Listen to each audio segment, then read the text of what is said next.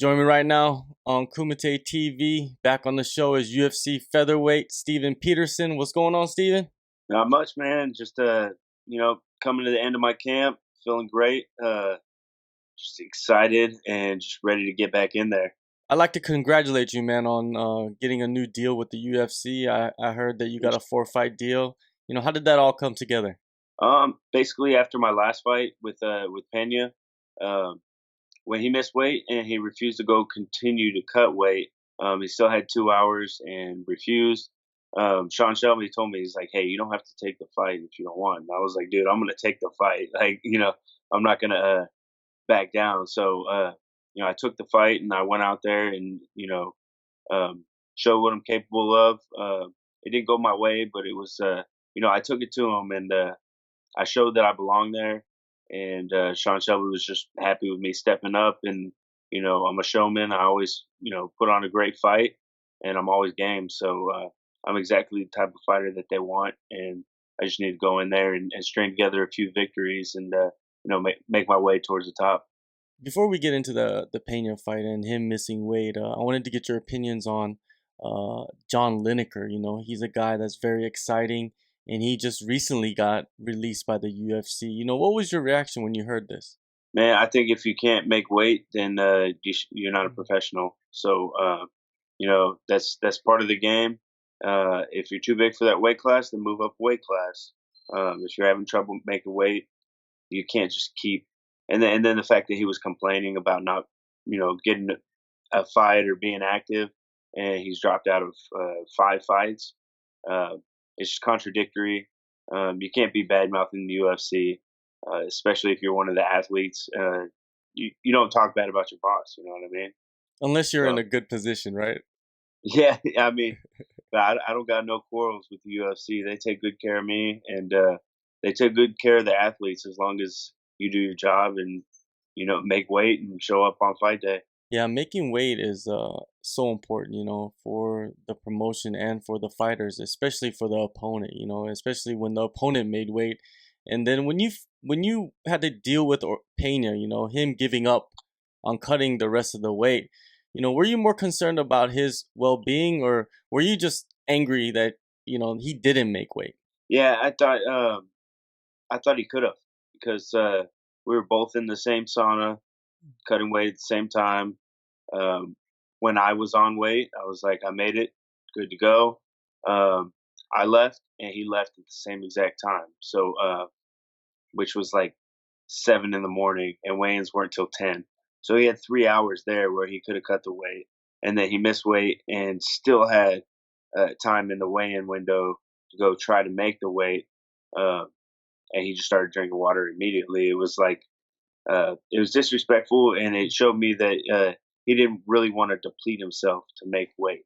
And that's part of the give and take. If you want to have the size advantage and be tall and long for the weight class, then you need to deplete yourself a little bit more, uh, and level the playing field just a little bit.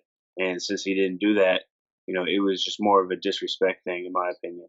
Now he's back at lightweight where he should be, I guess, and you're at your Yeah, weight class, he's and looking good at lightweight, man. I think he needs to stay there. Maybe eventually, as I get older, in my mid 30s, I'll come up to lightweight, and that'd be a amazing rematch to make. But yeah, that's where he belongs. That's just his frame. yeah, well, I think in his frame, he could probably fight at middleweight or light heavyweight. Yeah, He's yeah, 6'3", so yeah. If it's a he put on some difficult muscle, matchup for anybody, right? With that yeah. size and reach and length that he has. Let's talk about your next fight, man. You're going to San Antonio. You have some history there. You talk about the fans out there and why, going out there is going to be fun for you. Yeah, I love the fans out in San Antonio. They seem to get behind the Mexican fighters. And no, I'm not, Mexican by heritage. I go by Ocho, and they seem to click with that name. Every time I'm around a Mexican crowd, we get them all chanting the Ocho chant as I'm in there, and I kind of draw off that energy. In tough spots, or if I'm, laying down some ground and pound and I hear the chant going, it kind of erupts in the crowd. And I just love the San Antonio crowd.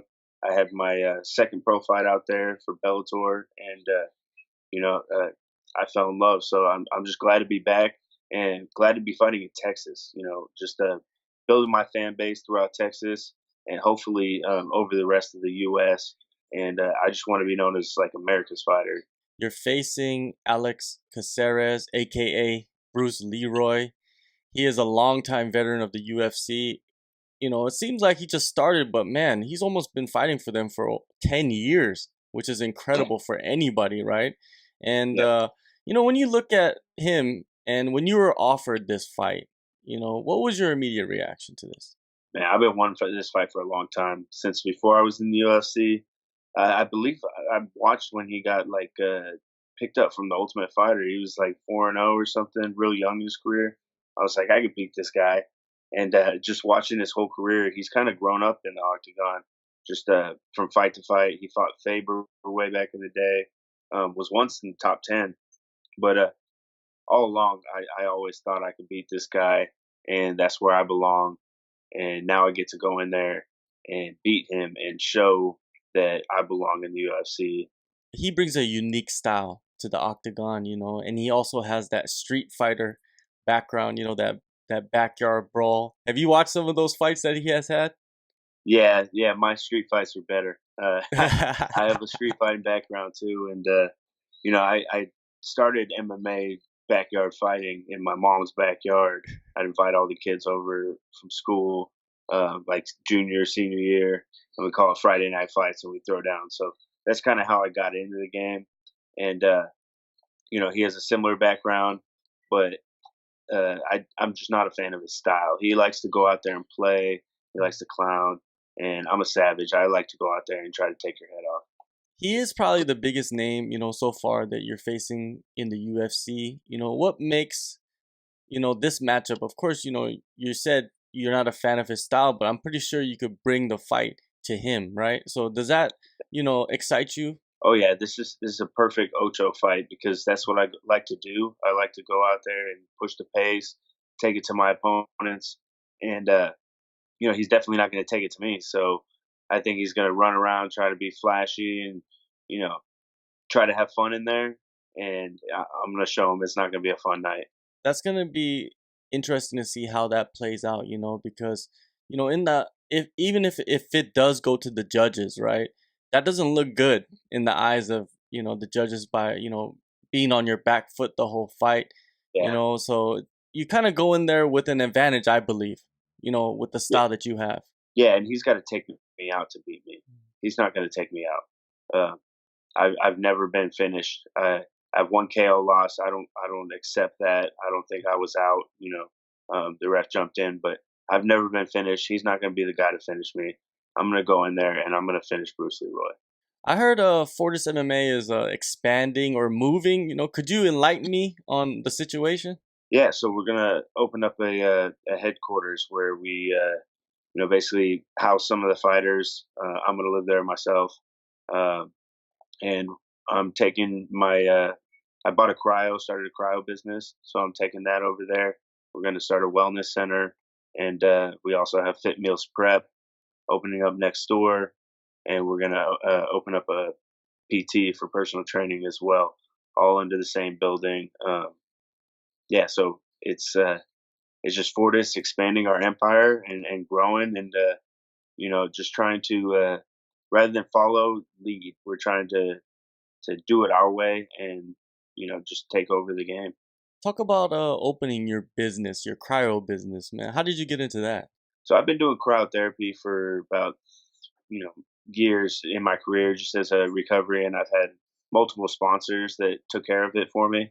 And I won my the fight of the night bonus in my UFC debut, so I had a little bit of cash on me, and I was like, I could either spend it over the course of a year, or I can invest it and open up this business. So I invested it, bought my own cryotherapy machine, and I started, building a wellness center around it. That's great, man. That's great that you're looking towards the future because fighting is something that you love to do and something that you can do now. But sometimes you gotta you know I guess establish yourself in something else so when you get older you can move on without like Right. trying to hang on, because sometimes people hang on for too long. Yeah. No, the idea is, I love fighting and I do it because I love it, but I don't want to have to fight for money. I Mm. want to take care of my living, my my cost of living, all my expenses outside of fighting. When I fight, it's just like a bonus, and then I can use that money to grow my empire. As I make money through fighting, I'm going to use that, invest it, and continue to grow my business, Fight Fit Lifestyle, Fight Fit CBD, and Fight Fit Cryo, and just to continue building my empire. So when I'm done fighting, I'll have a lot to show for it. Definitely. Now, training camp, man. With all this movement going on at Fortis, has it been a distraction, or have you been able to, tighten down and get a good camp? And not at all a distraction. This is just more motivation. Uh, it's like bookwork. Mhm. I do the hard work in the gym, and then if I got to do a little bit of legal work or LLC or take care of some bank stuff, no distraction at all. It all goes along with. Otherwise, I'm just being lazy. What am I doing with myself during the rest hours? You know what I mean? So no, I'm extremely focused, and the morale inside the gym has never been stronger. We're just like everybody's so intense, and we got so many young guys trying to get their moment and work their way up, and all these UFC guys. Miles Johns just got his contract. Uh, Everybody's just super motivated and trying to get what's theirs. Yeah, I believe another teammate of yours, Menefield, Yeah, Alonzo man, Minifield. he got a vicious, vicious knockout, man. That was just he is a guy that I think is flying under the radar right now, man. I think people are gonna have to start paying attention to him. Not for how is long. he in the training room? Yeah, not for long. He's the sweetest, most kind-hearted dude. But when you lock him in the cage, like he'll just rip your head off. So he's not gonna be under the radar for long.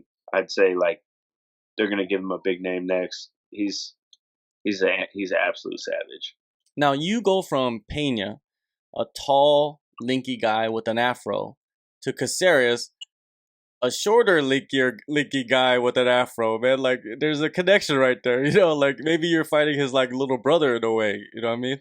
Yeah, it's a really similar style, but or similar in dimensions, but their fighting style is totally different. Um, Alex Caceres likes to fight on his back foot and bicycle, move around, circle, circle. Pena doesn't really use his reach like that. He's more aggressive, comes forward, clinch, elbows, knees. Uh, so totally different style, uh, but same dimensions. Uh, I just won't have to deal with that much of a reach advantage. So uh, yeah, it just makes for an interesting matchup there. Have you been working with anybody in particular to prepare for Caceres?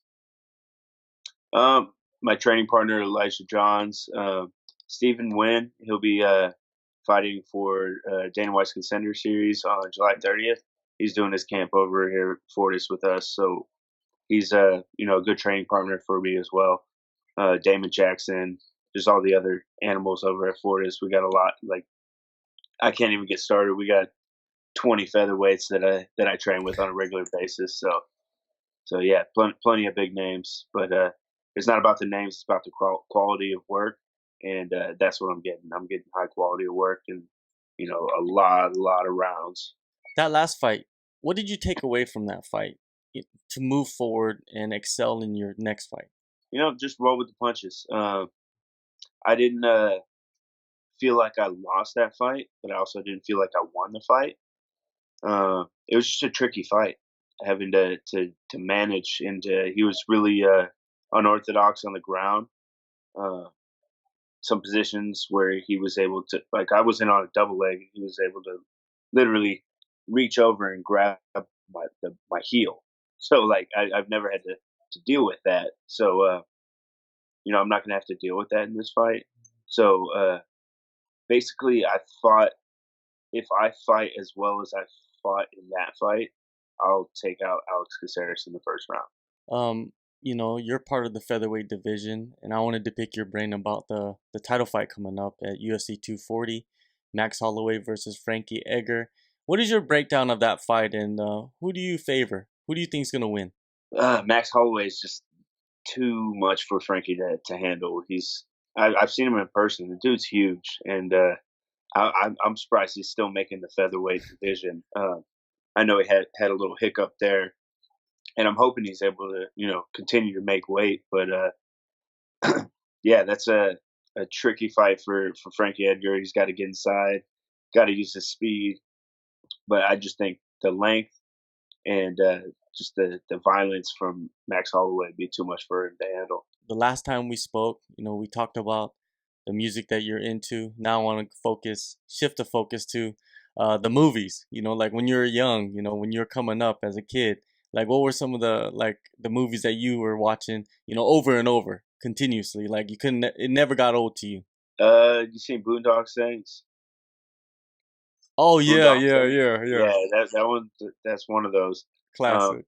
I wasn't really into the cartoons. In my early teens, I got into adult movies, and Boondock Saints is just one of the top notch movies out there. Oh, Eight no Mile, doubt, man. Eight No doubt. Mile. Yeah. Those were some of my favorites. All right, man. Well, July 20th, UFC on ESPN 4, San Antonio, Texas. Steven, I always appreciate the time, and good luck on everything that you do and everything in your future, man. Hey, my pleasure, man. I appreciate you having me on. I'll see you soon.